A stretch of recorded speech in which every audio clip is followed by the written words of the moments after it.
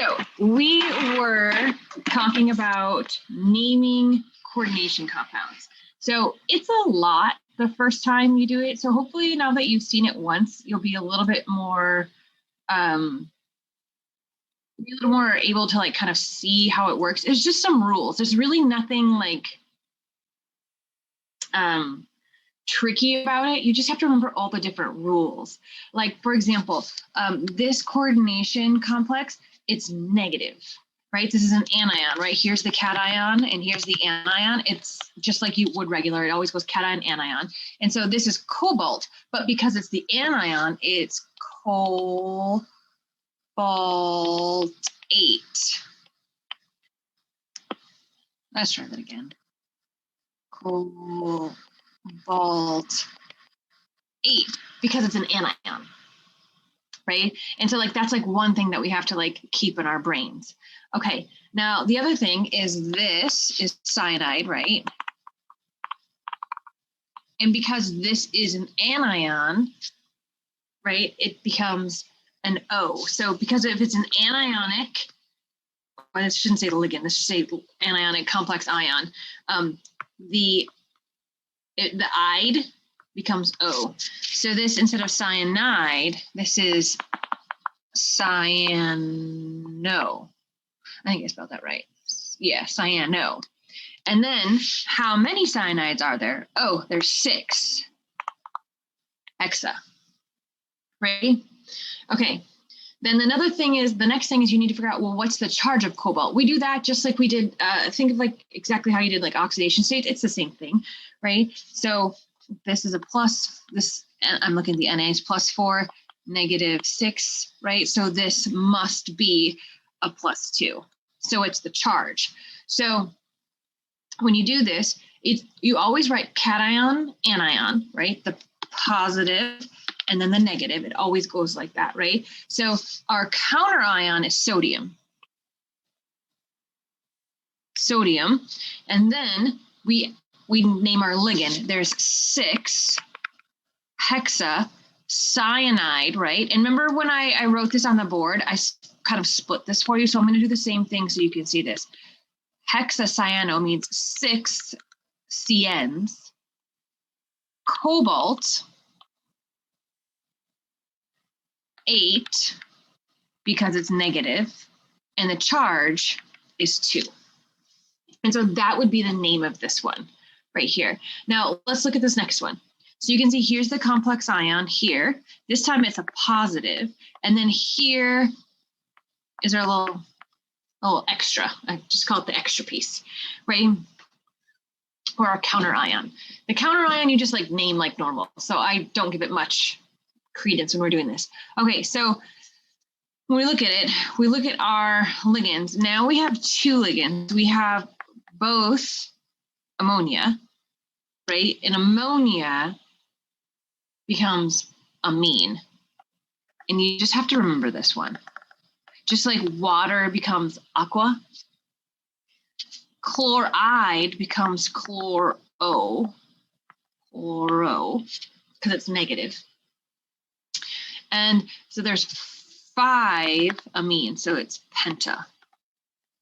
And A comes before C, so you're going to list this one first and then this one. It's an alphabetical. Don't look at the penta. The penta doesn't matter. It's the A and the C when it comes to the ligands, right? And so then we need to know what's our charge, right? When you figure out the charge, you can figure out the charge. It's 3. This part you know how to do. Okay, and again, it's always positive, negative. So we're going to name this piece first and then this piece, right? So when we do this, we have 5 penta, right? 5 ammonias, but remember ammonia becomes amine. And we have 1 chloro, and we don't do mono, we just say chloro. That's our Cl. And then it's cobalt again. We don't put the 8 on it. This was only because it was the negative piece.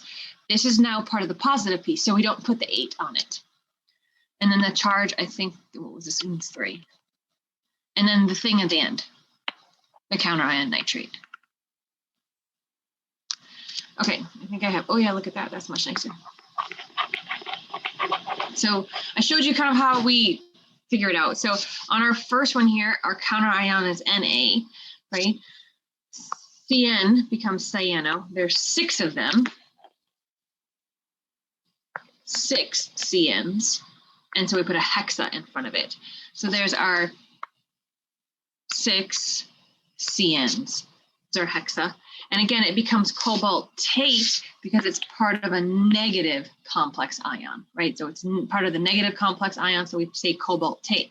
We don't put cobaltate on this one because it's the positive complex ion. Okay, let's try more. Okay, so I want you to just try these, like just try these. Do your best on these. Usually when you do them, you get about 60% of it right. And then you're like, wow, what's the other pieces? We'll put it all together in a minute. So try these 2 and then we'll go over them together in just a minute.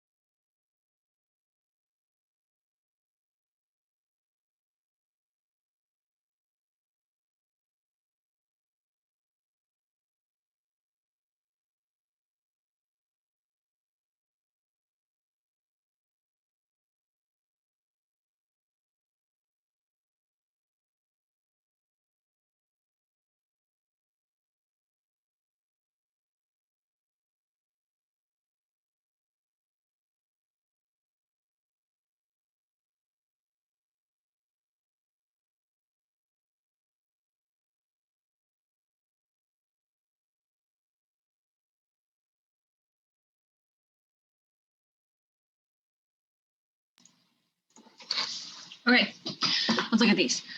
All right, so here's our positive. Oops.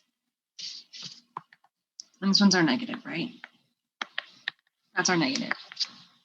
So it's going to be like potassium something. So we have to decide. Okay, so this is our negative. So instead of copper, because it's negative, it's cuprate.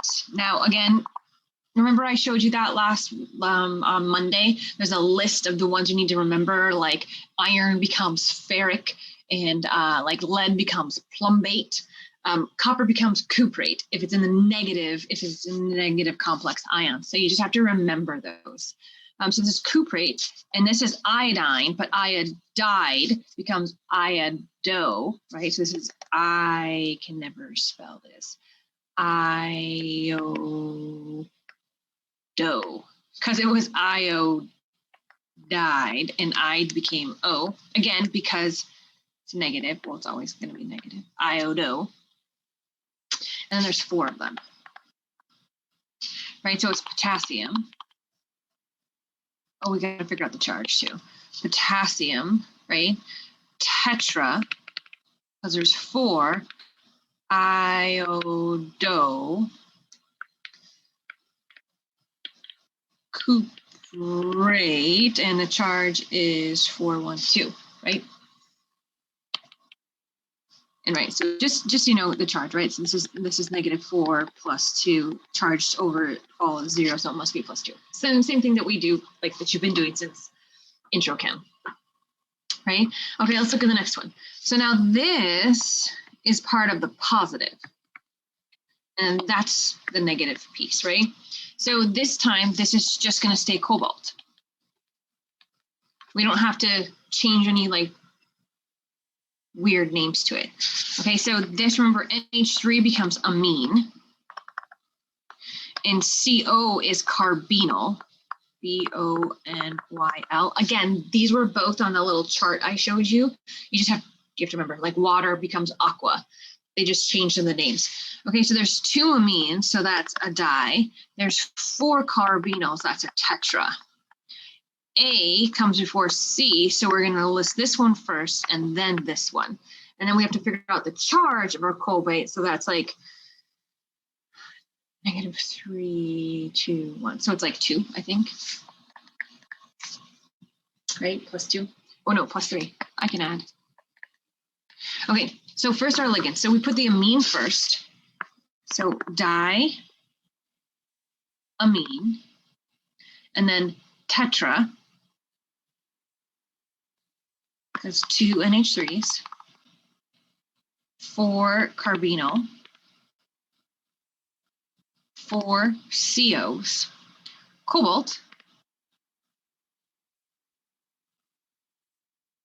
and it's just cobalt, not 8, because it's part of the positive. Charge was 3, and then we write nitrate.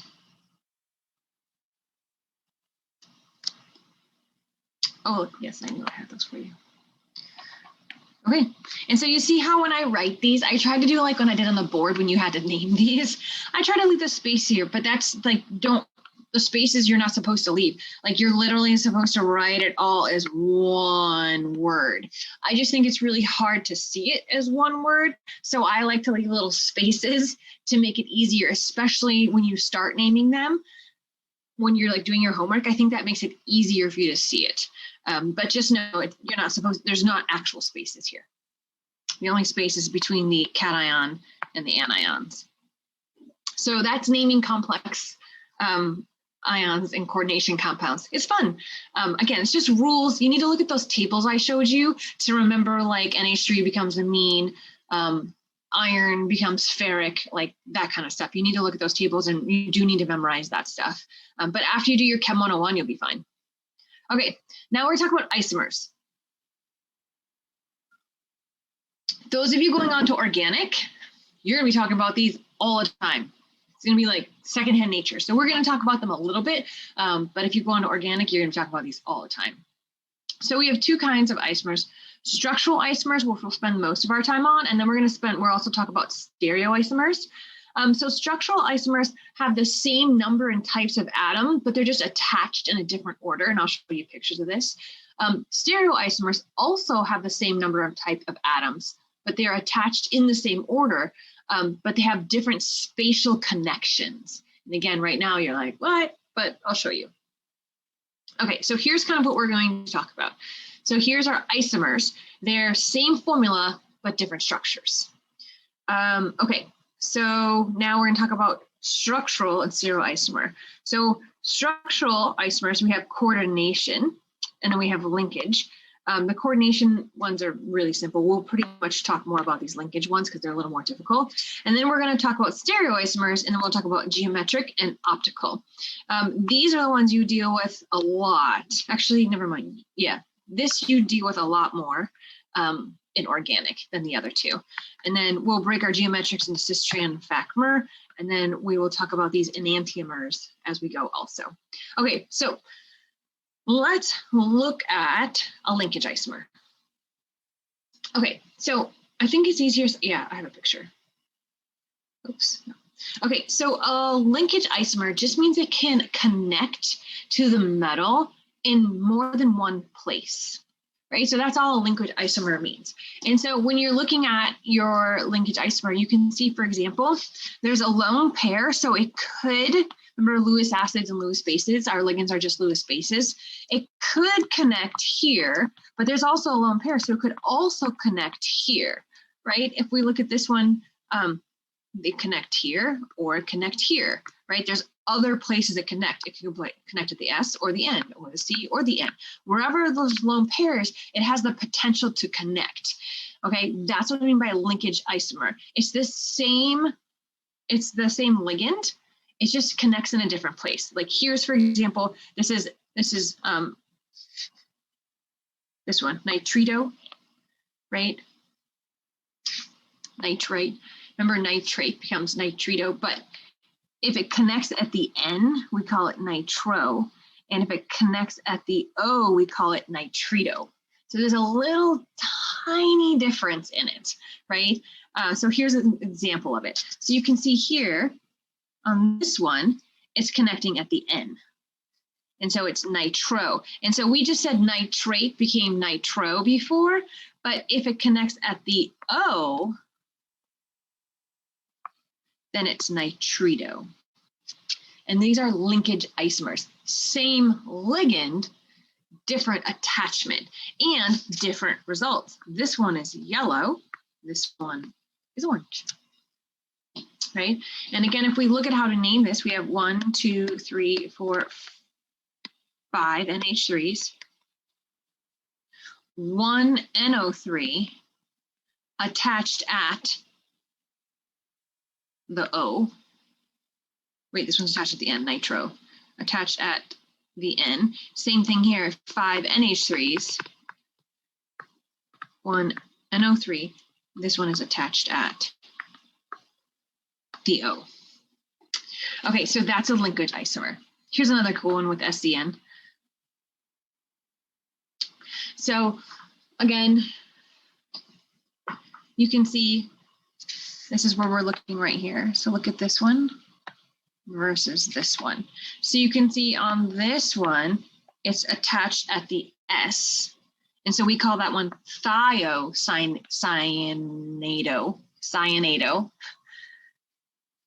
This one, same thing. And you can see the way that they've written it here, SCN versus NSC, right? And this one is called isocyanado.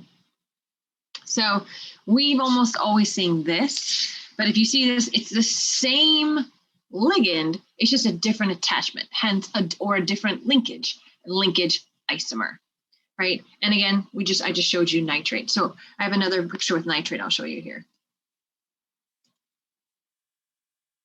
Wait, I thought I had a nitrate picture. For some reason, the nitrate pictures. Well, we saw it on the last one. It's okay.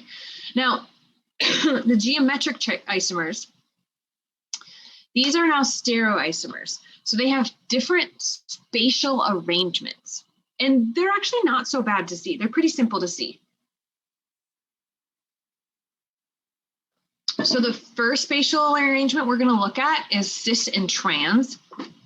Cis means same, trans means opposite. And so cis-trans isomers, they have the same ligands. They're just either attached to the metal next to each other, cis, or opposite of each other, trans. And so you can see here, here's our ligand. So you have NH3 and NH3 both attached on the same side, right? So that would be a cis.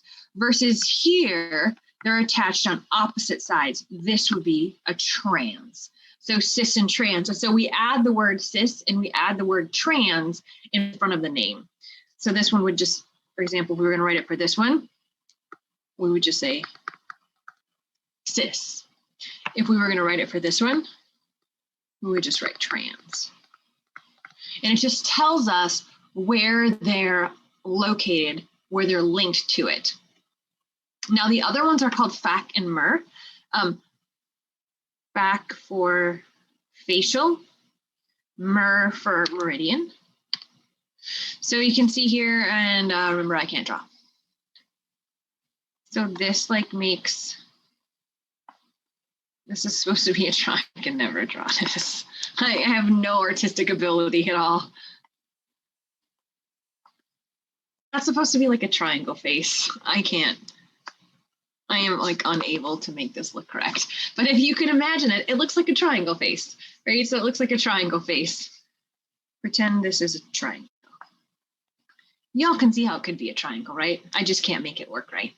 So this is it means like FAC for facial, and this is MER for meridian. This one I can draw, right? It's the meridian, it's going down the line, right? So that's meridian. So these are 4 geometric isomers we have. So we have cis, same attachment, trans, opposite attachment, FAC or face, facial, and then MER, meaning like meridian or center. Those are our 4 main pieces. And so again, we're going to practice with these. Okay, so now if we look at this one, for example, show you a picture. So you can see here, this would be a cis. This would be a trans. So they're not difficult to spot.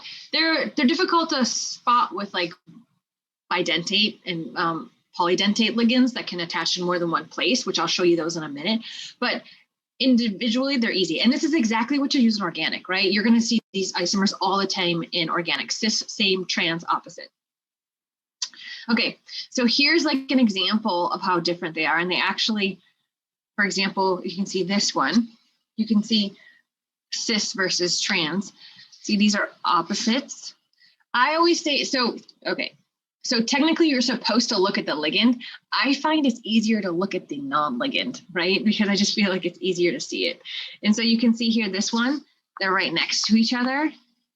And here they're opposite from each other, right?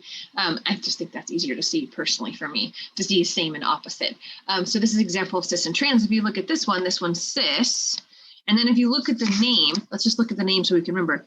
Tetra, 4, amine, 4 NH3s, 2 chlorines, and cobalt chloride, right? And this is cis, meaning same attachment. So our chlorines are on the same attachment. And this is the exact same thing. If you look at this as the exact same name, the attachment now is just a trans, meaning opposite sides. Okay. Should we try and draw this? So this is hard. This one is ethylene diamine. So draw the structures and label for all isomers of, again, this is cobalt, this is ethylene diamine, which usually 2 means there's 2 of them, right? And then 2 chlorines. Okay, so I'm gonna help you with this one. So remember that ethylene diamine is bidentate, meaning it can have it has 2 attachments, it has 2 teeth, right? So our cobalt, this is going to be octahedral, right? Because it's just so here, I'm just going to like not geometrically draw this at all right now, just so you can kind of get an idea. So ethylene diamine, there's 2 of them, meaning it's going to take up 4 pieces. So 1, 2, 3, 4, and 2 chlorines, 5, 6. This is going to be octahedral, right? Now, ethylene diamine can take up 2 spaces. So how we do that is we usually like do this, and then you'll just write like EN, right? And then just do it like this, EN, because it has 2 teeth, and then Cl, Cl.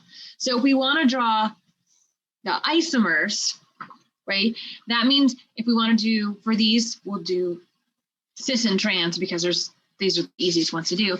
So if these are next to each other, they're cis. And again, if you're like, I don't get that, look at the chlorines. If the chlorines are next to each other, they're going to be cis. If they're opposite than each other, they'll be trans. So I didn't even intend to draw this a cis isomer, but I did just draw a cis isomer. So if I wanted to draw a trans, 1, 2, 3, 4, 5, 6. I have a question. Go ahead. Why are you putting 6 of the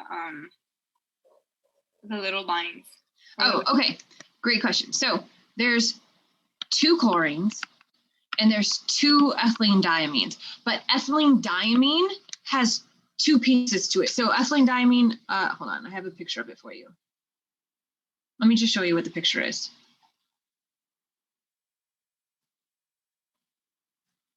Just so you can see. I should probably have kept this picture in here. I wonder if I can grab it. Here it is. There it is. So here's what ethylene diamine looks like. And so it attaches here and here. And so how we draw it is we just go like, I'm just going to put the CO. So we just do like a line and then we go, and we just say EN line, because it'll attach right there and it'll attach right there. You can draw the whole thing if you want. We just never do in organic chemistry. I don't know why we don't, we just don't. But you could go N, C, C, N. I guess that's what you would do if it was organic. Does that make sense? Yeah. A little bit more? Okay. Okay. So sorry, this is going to hurt your eyes for a second. Almost there.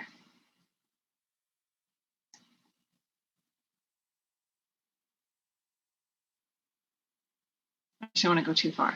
Okay. So again, we could have done, if you want to, we just do EN, but you could have gone N, C, C, N. I know it seems like my Lewis structures aren't correct, but in organic, you just do that and you assume those are H's, you just do this. But I'm just gonna leave them off, although it's gonna drive some of you crazy, so. There you go, to make you happier. But again, usually what we'll do is just put ethylene diamine, dot, dot, dot, dot, dot, dot. This is the same as this. Okay, so now if we want to, this is going to be cis because these are on the same side. If I put the Cl here, that makes it trans. And then I would put this here. And again, you could draw the whole thing out. It's just in organic, it's so long, we just call it ethylene diamine and call it EN. All right, I'm pretty sure I know I have this nicer. I looked at this earlier. Yes. Oh, yeah. And I thought, yeah, here's the ethylene diamine. And so I just draw N, C, C, N. And wherever there's an H, you should just put an H. And those of you taking organic will completely understand this when you get to organic, the N's and H's. I'm not going to expect you to write this. I'm 100% okay with you just writing this, because what we're doing right now is not the organic piece of this. What we're doing is looking at the attachments. And you can see that this one is a cis, because I think, again, it's easier to look at the chlorines. They're on both on the same side. Trans, they're on the opposite side. Okay, so let's try this one. Here we are. So, okay. All right, so how do we tell what it is? So again, this is your ethylene diamine again, with its 2 teeth. There's your ethylene diamine again with your 2 teeth. Again, I think it's easier to look at the simpler molecule, so I'm going to look at the water. Opposite.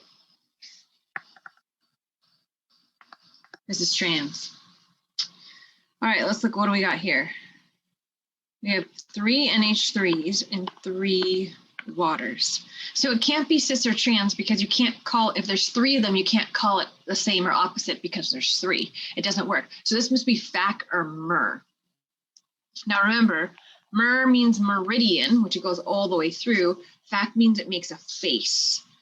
So this is the easiest for me because this is in the plane. There's my water going to this water to this water. This is meridian. This is a MER, right? And again, how can you tell? Because it goes straight through the middle. If it was a FAC, our face, what they call vac, it would be like that. I seriously, I'm never going to be able to draw, but it would make like a face of a triangle like that. This is a mer because it comes through the meridian of the molecule. Right, so those are our isomers. Cis, same, trans, opposite. Vac make the face, mer goes through the meridian. So those are our isomers. And again, when you name isomers, the only difference is you put these names in the front. That's it. There's nothing new but putting those names in the front. And it just tells you the location of the attachment of the ligands. Okay, now optical isomers, we're only going to spend a little bit of time on. So optical isomers are stereoisomers that are non-superimposable mirror images. We also call them enantiomers. But to show you this, and you'll do this if you take organic, you take your hands. Try to line. Do you see how your hands are mirror images of each other? If you put them next to each other, they're a mirror image. No matter what you do, you can't make them stack on top of each other, right? They're not identical. Like if you stack this hand to this hand, this one's upside down, right? They can't stack. They're mirror images of each other. You cannot stack them on each other and be identical because this one's palms up, right? They're like face to face, but they don't stack. They're not identical this way. That's what we're talking about, non-superimposable mirror images. Now, tetrahedral can have optical isomers, but all 4 attachments must be different, which isn't common in what we're doing. So we're mostly going to see we're mostly going to see tetrahedral and octahedral. So if everything is different in tetrahedral, then it will be an optical isomer. Square planar don't usually have them. They're usually going to be superimposable on their mirror images, but there are exceptions, but we're not going to talk about those exceptions. Okay, so let's look at these. And again, we call them enantiomers. So these stereoisomers, also known as enantiomers, are mirror images that are non-superimposable on each other. So usually at this point, I would have like a cool little model and you would all be playing with it, trying to make it superimposable on itself. And you would go, I can't make it work. But we don't have that. Okay, so what you do, so again, so you can see this one right here. So if you look at how we arrange these chloride ions, so there's 2 different ways we can arrange the chloride ions.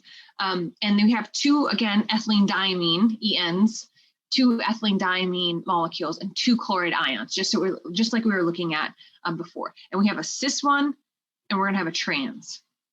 And so you can see the cis here is what we call chiral. Chiral just means that is a non-superimposable mirror image, right? That's what I mean. And they are enantiomers. So let's see here. So chiral, again, just means non-superimposable. That's what the word chiral means. And you'll see in organic, we call it at times a chiral carbon. And so if you try to put these on each other, they wouldn't match up. It's like your hands. And so it's like looking at a mirror image of themselves. And no matter what you do, it doesn't stack. Okay, so an optically active means that it's an enantiomer, meaning it has a non-superimposable mirror image. That's what optically active means. And we'll talk about what that looks like. So if we look at this one, so the cis-trans isomers of, here we are, our cobalt. There's our cobalt. And again, this is our ethylene diamine, and we have 2 of them, chloride. So it's the same thing. It's cobalt. And then remember, ethylene diamine attaches 2 places. En. En. Cl. Cl. And again, I didn't draw anything. I just want you to see this is the same molecule we were working with. So we wanted to determine if the cis-trans isomers are optically active. So let's draw the trans. I drew trans. Nice. So I drew trans. And then the question is, can you stack them on top of each other? Now, I have a better picture of this, I'm sure. Yeah, way better. So again, this is very, very difficult. If you take organic, you are going to become excellent at this exact skill. But right now it's a new skill for us. This means it's coming out of the page. This means it's going behind the page. So if this is the page, which is my camera, this wedge is going, so here's the page. I have to put it in front of my face. This wedge means it's going into the page. The dashes means it's going out of the page. So it's coming like, think of this as it's coming towards you, right? It's coming towards me, and this is going away from you. So this enantiomer, oh, I'll use this. Usually, again, models. We have models at this point. This enantiomer is hooked here and here. So it's hooked to both sides. One's coming out, and I can't make it work. Maybe I can make it work with this. Here we are. It's coming out this way, and then it's attaching back that way, right? So that's what it's doing. That's where it's attaching in the front and in the back. And so again, these wedges you'll know very well if those of you who are taking organic. If you're not, then you don't have to worry about it. So the question is, are they superimposable mirror images? So we draw one and we draw another. So see how I just drew this exact same thing. And then the question is, can I take this and put it straight on top of this? And will it stack perfectly, right? So is this connection the same as this connection? Is this connection the same as this connection? Is this connection the same as this connection? Is this connection the same as this connection? Is this connection the same as this one the same as this one? Yes. So this would be superimposable, right? It is identical. So this would mean it's not optically active. Now let's do the same thing with the cis. Now again, do you see how what I did was I was saying, could I take this and literally just stack it straight on top? Does it look the same? Like think of your hands. If you took one hand and you went like this and you stacked it on top, they are not the same, right? No matter what you do, you can't make them the same. So now let's look at the other one. So here is the cis. Okay, so we're gonna put it in a mirror. Now we look here and we're like, okay, if we took this and we tried to stack it on top of it, would it be the same? And you look, the connections are different. This doesn't match with this. This doesn't match with this. This doesn't match with this. This doesn't match with this. This is not superimposable, right? It's like this. You stack this on top of this, it doesn't match, right? That's a non-superimposable mirror image. This is an enantiomer, and this means it's non-superimposable, which means it is an optical isomer. And so you're looking for the connections, and are the connections the same? So I know these ones are a little trickier to see, but you draw it one way, draw it the other way, and then you try and literally exactly stack it on each other. So you take them and you try to stack it like your hands. And if it stacks perfectly, then it's not optically active. It's not an optical isomer. If it doesn't stack, then it is optically active, and it is an enantiomer. So it is an optical isomer. Okay, so those are little isomer pieces. Now we're going to talk about the color in the coordination compounds. So we talked about this at the very beginning. We talked about how rubies and sapphires have the same metals in them, but they're different colors. So now we're going to talk just a little bit about why. Like, why are they different colors? Where are these different colors coming from? Like, what's causing this if it's the same metal in the middle? Okay, so bonding again. When we talk about bonding, we talk about the atomic orbitals, and then it's the ligand, right? The whatever's attached to the metal, right? And so it's this overlapping. And this explains the geometry really well, but it doesn't explain the magnetic properties or the colors. And so here again, this is what we've learned from our, remember this? From 219, sp hybridized, sp3, right? We probably didn't talk about these Ds, but we definitely talked about these two. So these are the hybridizations, but we're going to take this to a whole nother level of hybridizations. So we're going to talk about crystal field theory. So this is another theory, and it explains the magnetic properties and the colors very, very well. And it says that the bonds are due to the attraction of the electrons with the ligand on the metal. The ligand electrons and the metal, right? And so it's the repelling, and I'll show you pictures of this. So you have your metal and you have your ligands. The electrons, how do I say this? So when the ligands are oriented towards the orbitals, they repel each other. When they repel each other, those orbitals have higher energies, right? And so the results are the splitting of the d orbitals, and we're going to look at the d orbitals, and I'm going to show you what I'm talking about with this. And we call this crystal field splitting, and we have strong field splitting, weak field splitting, and we're also going to talk about high spin and low spin. Okay, so I've got a good picture here.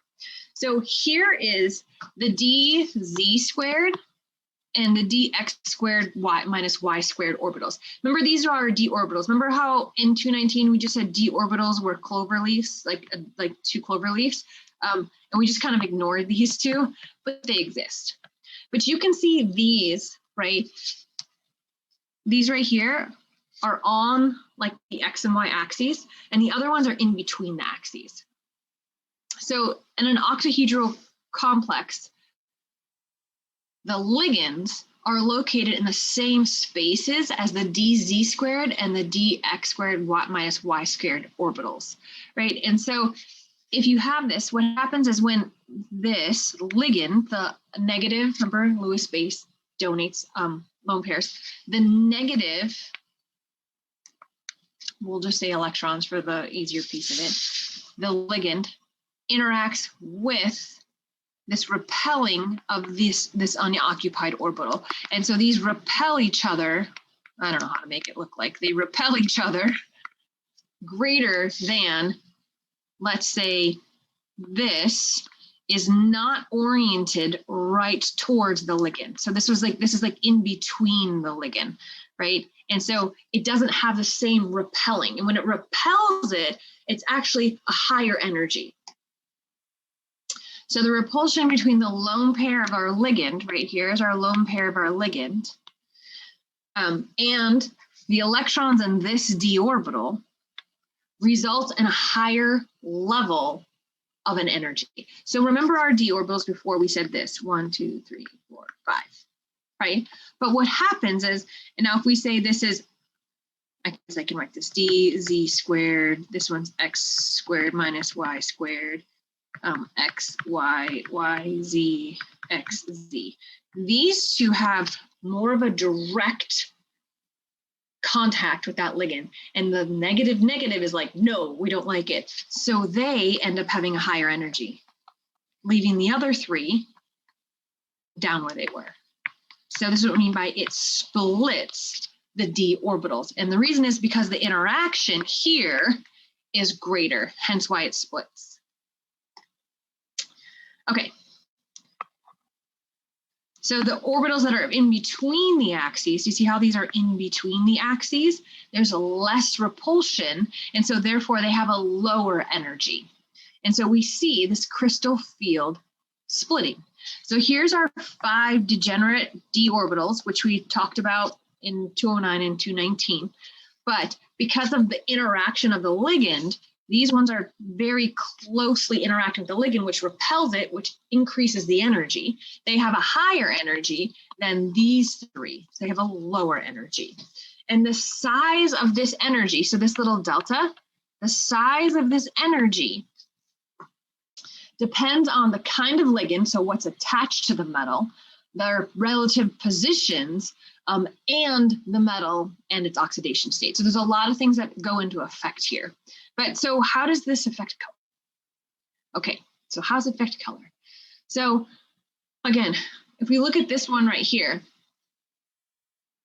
This can be the same exact metal, different color. Now, why is this? So remember when you were in 219 and 209, right? The electrons jumped from one to the other, and then when they jump back down, right? When they release their energy, they emit light. It's the same thing. The electrons are leaping from a lower energy state to a higher energy state, and when they come down, they emit light. But the complex ion color is the complementary color. So you might have talked about this in 219, or you didn't, about what kind of color you're actually going to see. But a lot of times with color, it's the complementary color you see. So like, for example, if you see blue, it's absorbing orange, right? And so this is what you see. This is what is absorbed. So like, for example, here, you see here, let's say this absorbance here is at 500. Oops.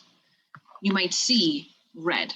It just depends on, again, it depends on, like, there's a bunch of different ways to see color. We're just going to talk about, you see the complementary color. Okay, so the colors of the complex ion are due to the splitting of the d orbitals, and we're going to talk a lot more about the splitting of these d orbitals. The wavelength of the maximum absorbance can be determined by the size of the energy gap due to the splitting, right? The amount of energy we can figure out what the wavelength is, because remember, the energy we can measure, E equals 8, I have it right here, right? If we have our wavelength, E equals hc, or h nu, and hc over lambda. So we can therefore figure out how big that distance is that they're actually jumping. Okay, so let's just practice this. Let me give you a color wheel here. Everybody needs color wheels. Okay, so estimate the crystal field splitting of an energy of a blue. This is a blue solution. And in 219, when you guys did experiment 3, when you had the copper and the silver, you had this blue. This was the blue you were looking at. If you remember, on like your 3rd day when you had to do all the qualitative tests, this was that blue you were looking at. So if you see blue, that means it's absorbing orange. This is what you see, and this is what it's absorbing. So you might say that's, I don't know, you could say, honestly, you could say anywhere in between 650 and 580 would be a correct answer for this one. Okay, now, so I chose 615. And again, it could have been anywhere in the middle here, but let's just use the number 615. So if we want to know the energy equals the great review for your final, right? Great review for your final, hc over lambda. Remember, h is Planck's constant, 6.626 times 10 to the negative 34 joule seconds. You don't need to know the constant, it'll be given to you. Joule seconds times the speed of light, 3 times 10 to the 8th meters per second, over the wavelength. So we said 615 nanometers, so that's 615 times 10 to the negative 9th meters. Nano is 9, right? So I just say 10 to the negative 9th meters, right? And then you calculate that, and that's going to be the energy, the splitting. So this number that we're going to get, which I'll look at in a second, corresponds to this distance, the energy that it took, the splitting energy of it. And I already did this one. I know this one. I just looked at it. So this one gives you 3.23 times 10 to the negative 19th joules, right? Meters, seconds, all you have left is joules. But again, this is one ion, right? If you want to know for a mole, then you have to keep going. 3.23 times 10 to the negative 19th joules, right? This is per ion, 1 ion. There are 6.02 times 10 to the 23 ions in 1 mole, ions. And then it didn't say kilojoules, so we could have left it in joules per mole, right? If we did this, you get calculator, 195,000 joules per mole. And if it didn't ask you joules per mole, you could have left it here. You could have left it in joules, or you could have left it in kilojoules. It doesn't matter. It depends on if it didn't ask. It just says crystal field splitting energy. So really they have to be specific, or you can give it in joules, or you can give it in kilojoules. And so this one I did in kilojoules. It's the same thing.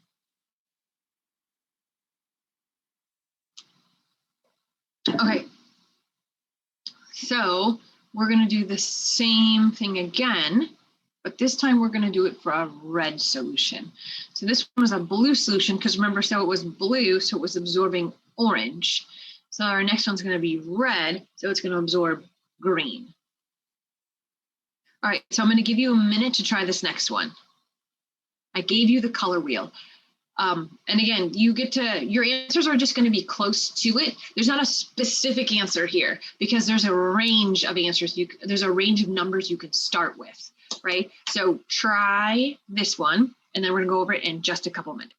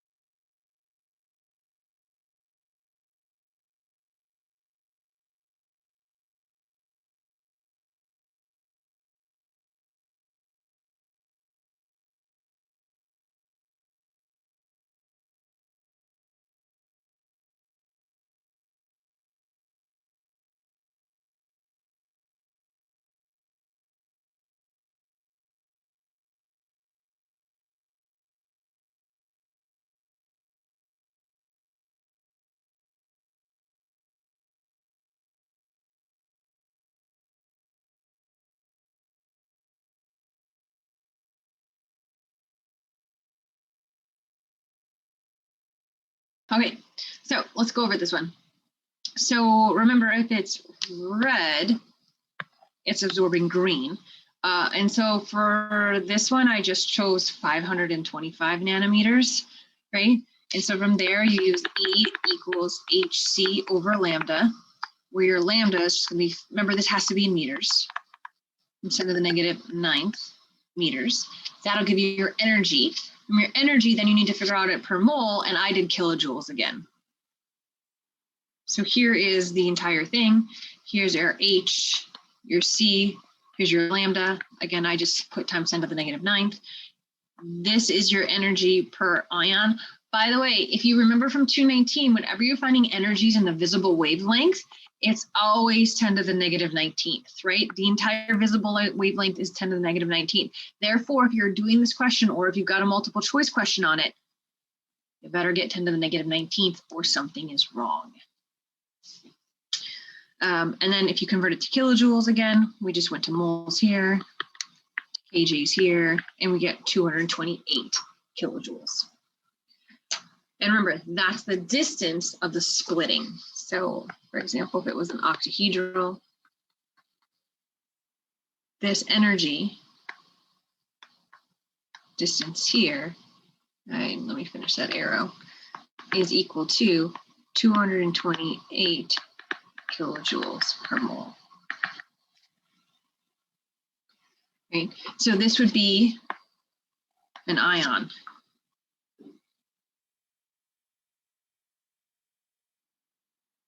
And this would be a mole. All right, so now what we're going to do is we're going to look at why these energies are different and what causes the different energies, right? And again, what causes the different energies causes the different colors. So we're going to look at the background, like we're going to look in depth now at like what makes the colors different, right? Why are these energies different? And again, remember the basis of this is that color. So why are we seeing different colors? Why do we see, for example, sapphires and rubies? Why is one green? Why is one red? Like, what is it? That's what we're going to look at now. Again, it has to do with the ligand and it has to do with the ion. Okay, so the size of that energy gap, again, is going to create the difference in energy and also changes in colors. So we have what we call strong field and weak field ligands. So you need to remember these. So here's our strong field ligands, and then these are our weak field ligands. I feel like the weak field are easier for me to remember because this is all group 7s. So group 7 and anything with an O or an H. Weak field, everything else, strong field. That's how I remember it. I don't ever remember the strong fields. I only remember the weak and then call everything else strong. The size of the energy gap also depends on the metal, right? So the greater the charge, right, the greater the energy gap, and we're going to talk about that. So the greater the charge that metal is, it brings the ligands closer to that hybridized orbital. But remember, it's electron to electron, so it increases the repulsion, right? So the more positive that metal is, the stronger it brings the ligand, but that lone pair on that ligand is getting closer to that electron in that hybrid orbital, which causes a greater repelling, right? So it's kind of like a push-pull kind of scenario. And so again, when we look at this, you can see here's the greater change to the lesser change. These are going to have a much greater effect. This is going to have a much greater effect on the splitting than the charges that we see. So let's look at some of those. Okay, so again, just to quickly review, the electron configuration on the metal ion is going to split our 5d orbitals. It depends on the strength of our crystal field. Now, what do I mean by strength? Strong field, weak field, right? The strength of the crystal field is going to depend a lot on these ligands. So in an octahedral, the 4th and 5th electron, so remember I'll just do this right here. So here was our d orbitals. There was 5 equal d orbitals. And what happened was they split to 1, 2, 3, and then our dz squared and our dxy, those two orbitals went higher. So if you've got a weak field,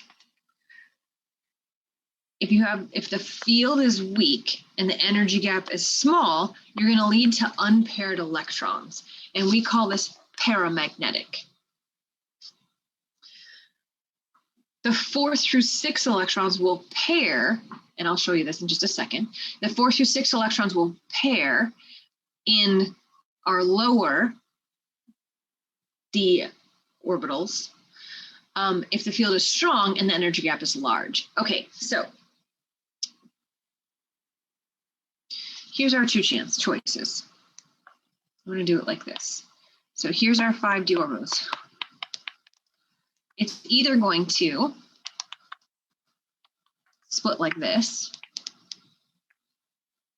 I want to make sure that that's an orbital with an arrow, or it's going to split like this.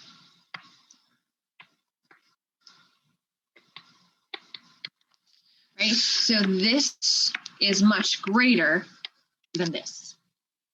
Right? So let's say you've got 6 electrons. Okay? So if you have 6 electrons, we go 1, 2, 3, 4, 5, 6, right? Well, if you've got a weak field, this would be a weak field, the difference here isn't that much. So it'll go 1, 2, 3, 4, 5, 6, because it still fills off-bow principle still holds. Build low, go high. Start filling low, build high. But this difference in the strong field, right? This difference in the strong field, it's really high, this energy difference. This is a really big energy difference. So they can't jump up. So when they go 1, 2, 3, 4, 5, 6. They don't have enough energy to jump up here because the splitting is too high. It's too much energy to jump up versus this splitting is very small, so it's easy to jump up. And so you can see this leads to a lot of unpaired electrons. This leads to a lot of paired electrons. Right? And so if you have a lot of unpaired electrons, we call this high spin. This is either called high spin. And the reason we call it high spin is because look at all the spins, lots of spins, right? So we call this high spin. It's also called paramagnetic, right? Which means it's attracted to magnetic fields. This one we would call low spin, and we call it diamagnetic. Right? So we're going to review that again a few times. Okay, now my picture on the next page is not very good. The reason it's not very good is because I don't do a good job of showing the difference. So I'm going to fix it. I can't find a better picture than this. So I'm going to just, here's how I'm going to fix this. No, you can't see this.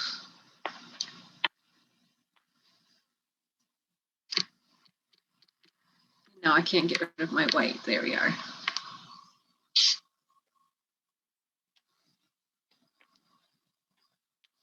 There, those are the newer orbitals we have. There you are. Now it looks large. Before they looked exactly the same. So now you can see. So this one you can see on the left, right? This difference is so big, the electrons can't get up here. And so therefore they're forced to pair, right? They're forced to pair. We call this low spin. And again, this is going to be strong field ligands cause this. So we call it low spin, or we call it strong field. Now this difference is smaller. And so the electrons are like, okay, I'm just going to jump up here, right? So when they fill, they go up, up, up, up, up, and then down. It's because they can jump up, because the energy is not big enough to stop them from jumping. And so you can see this is what we call high spin because of all the unpaired electrons. So high spin, this is created by weak field ligands. So high spin is weak field. And if it's low spin, we call it diamagnetic. And paramagnetic and diamagnetic in our brains are very difficult. So I think of di means two. So there's two, right? They're all paired up. Unfortunately, para sounds like pair. It's not, right? Paramagnetic means unpaired. So I think of two means paired, diamagnetic, paired up. Okay. So let me just erase this so you can see this. So when we look at this, only electron configurations that are D4, D5, D6, D7 can have low or high spins, right? Because D1 to 3 always has unpaired electrons, right? No matter what, because if you look at even the high spin, right? Up, up, up. D1 to 3 is always going to be paramagnetic, right? Because it always has unpaired electrons.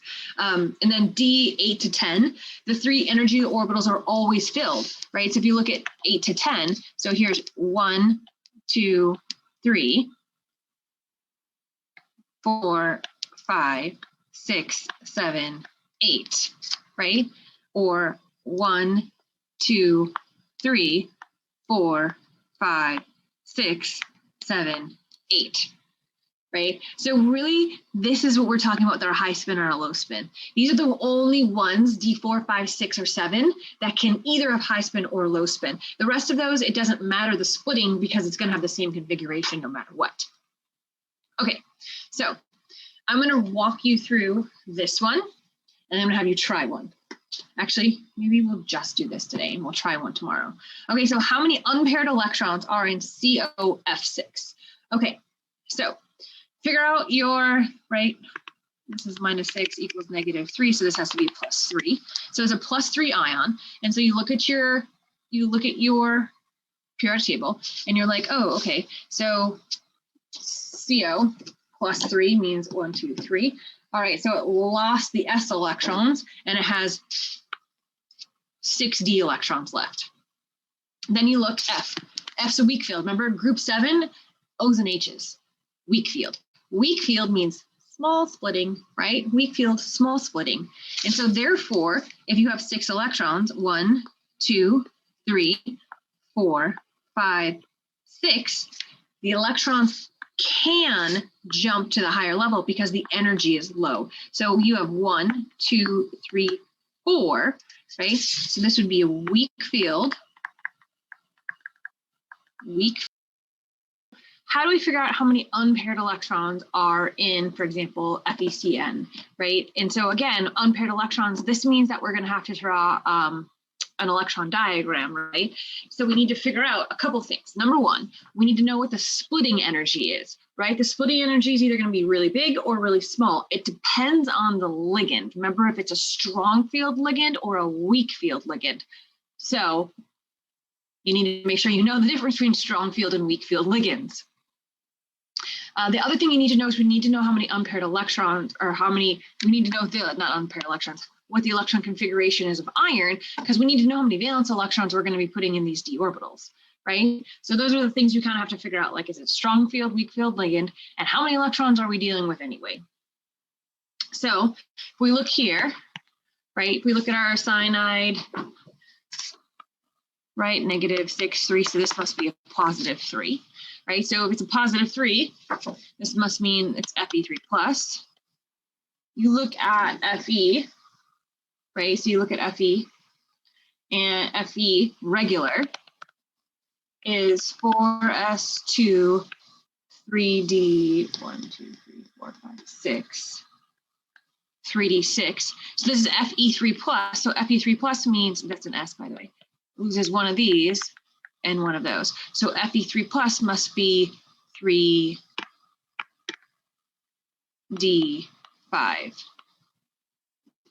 right? So that means we got 5 electrons we're working with. Okay, so we've got 5 electrons. We know we've got 5 electrons that we're working with, right? Okay, now we need to decide, is this a strong field or a weak field ligand? Again, we have to memorize this. It's a strong field, meaning that it's going to have a large split, right? And so this is going to be, again, we look at this, we're going to have a strong field. And when we do this, so we know our splitting is going to be, so, right, this is what it normally is like. But this is going to, let me just put this down a little bit. So normally it's like this, but what's going to happen is it's going to split, right? It's going to split into 3 lower and 2 upper. And this is going to be a large difference. It's a big energy, right? Because this is a strong field, meaning, right, that this energy is going to be greater in between our d orbitals. And so that means that it's going to be hard for electrons to jump up to this level because the energy is too far. So therefore, we've got 5 electrons. So we're going to go up, up, up. Now, they can't go here because it's too much energy. So that means they're going to pair down here. So this has 1 unpaired electron. Now, if this was a weak field ligand, right? So instead of CN, if this was a weak field ligand, when it split, see how this energy is, I should put this right here. This energy right here is very small. So if it was a weak field ligand, it would go up, up, up, and it would have, these electrons would be able to get to that higher level because the difference is so small, right? So that's the difference between a strong field and a weak field. This CN is a strong field. So it's going to have big energy, and this is going to be what we call a low spin, right? A low spin configuration. Low spin means not a lot of unpaired electrons. This would be high spin because there's lots of unpaired electrons. Okay. Oh, look, perfect. I got it all here for you. Okay. All right, so we figured out Fe is 3+, it's 3d5. We decided that CN is a strong field. Strong field has a very big difference here. So that means they're going to pair here before they can go up, right? So that's pretty much how we do it. And so we've been dealing pretty much with the same kind of geometry. I'm going to just very quickly go over tetrahedral and square planar. So tetrahedral geometry is a little bit different because the ligands are now going to overlap with, hold on, I'm going to come back to this picture. So before our ligands were interacting, right, at this piece. Now they're interacting in between. And so the ones that they're going to be interacting with are these guys, the XY, XZ, and ZX. So I'm going to go back to a picture. So this is exactly opposite of what we have been doing. Let me go see if I can find one that has this picture. Here we are. So here's what we have been doing. Oops. And remember, this is the x squared minus y squared, and this is the z squared, right? So this, the only difference is it's exactly opposite because the interactions are opposite. Instead of being at the edges, they're in the planar regions for this one. So tetrahedral is just exactly the opposite. So it's the reverse orders compared to our octahedral geometry that we have been doing. And so that means, remember, the ones that have the higher energy are having the greatest interaction with the ligand, right? So that orbital is having a greater interaction with the ligand, which means they're repelling each other, which means now they've got a higher energy. And so that's why it's splitting. So when the ligands are close to the orbitals, that's what makes those D sublevels split. And so here's what tetrahedral looks like. You fill them exactly the same. It's just opposite. So octahedral is, these are just flipped upside down. It's 3 on the bottom, 2 on the top. Tetrahedral, 2 on the bottom, 3 on the top. But all the other principles are the same. Now, here's one that we won't really do. I just want to show you. Here's square planar. It's not that hard. It just goes 2, 1, 1, 1. And you can see that these are pretty much always going to be low spin complexes because that's a lot of energy to go up, right? And so these are going to be low spin, meaning that they're not going to jump up until they fill, right? So let's say if you had 5 electrons, it would go up, up, down, down, up, right? It would not, because of these crazy energy, it would not go 1, 2, 3, 4, right? That would not happen. So it's always going to be low spin in this case. If you had, for example, and these are all D8s anyway, so they always look like that. Okay. Okay, so that is just the other, those are just 2 other patterns we have. All of the theory that we've been talking about with octahedral completely applies to square planar and tetrahedral. I just wanted to show you the difference in their splitting patterns. Now, how do we use these coordination compounds? Like, what do these splitting patterns do for us? Well, to get like gold from ore, it's a cyanide complex, right? So, and that's actually how they actually get the gold from the ore. They also, for people who have like lead poisoning and heavy metal poisoning, they use the EDTA, right? I talked about how it's a chelating agent where it actually surrounds the lead in the body and can actually take it out. So what happens is, so the KF for calcium, so if you have EDTA, it likes to complex with calcium. I'll just say, I'm just going to write the complex because this is what it looks like with calcium. And its KF is 4 times 10 to the 10th-ish. Well, what happens is the KF for EDTA and lead, is 4 times like 10 to the, I think it's like the 18th. Or 2 times, I'm not sure what it is. But look at how much greater it is. So remember, that's how much more likely it is to form. So when you have EDTA, right, what happens is that lead is like, hey, calcium, get out. I want to be with EDTA. And so the EDTA, the ethylene diamine, it literally like encompasses the lead, and then the lead just gets excreted from the body. And then what's left is calcium EDTA. Or the calcium is left, and I can't erase anything. I love Zoom. And the calcium is left, and calcium's not dangerous. And so this is what, if you've ever heard of a chelating agent for anybody who's heavy metal poisoning, that's what we're talking about here. Okay, so I can no longer write on this. Another thing, they use them for coloring agents, so like inks and things of that sort. Those are often coordination compounds. Also, we have all sorts of biological properties.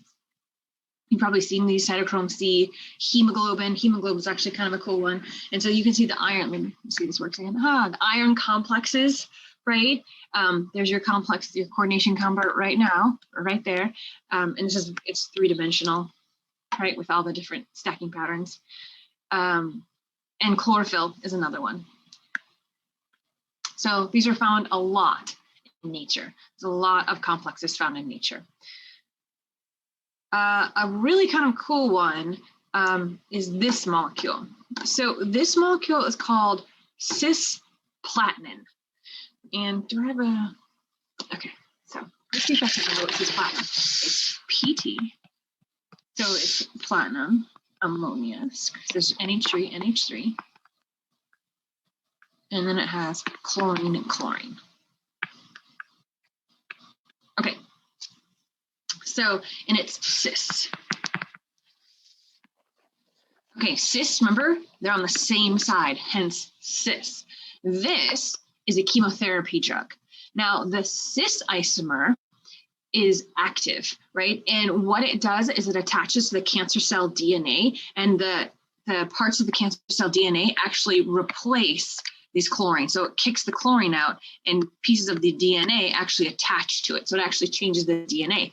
But the trans doesn't do anything at all, right? And again, the only difference is one of these is going to be over here, right? So we talked about the difference in those isomers, the cis versus the trans. The cis one, and it's still used today as a chemotherapy drug. The trans, not useful at all. Okay, so that is just a little bit of our applications of like, what do we do with coordination compounds? Oh, there's one here I wanted to show you. I think I forgot to show you. We actually did this one. Here it is. Remember dimethylgloxamine with the nickel? We actually did that one. Remember the really red one in group 3? We actually made this one. in our lab. And remember, I had to write them up there because it was so difficult for us to say them, and I put the spaces in there. So we actually did this one not in lab. We actually made that pretty one. Okay, so that is those are our transition metals.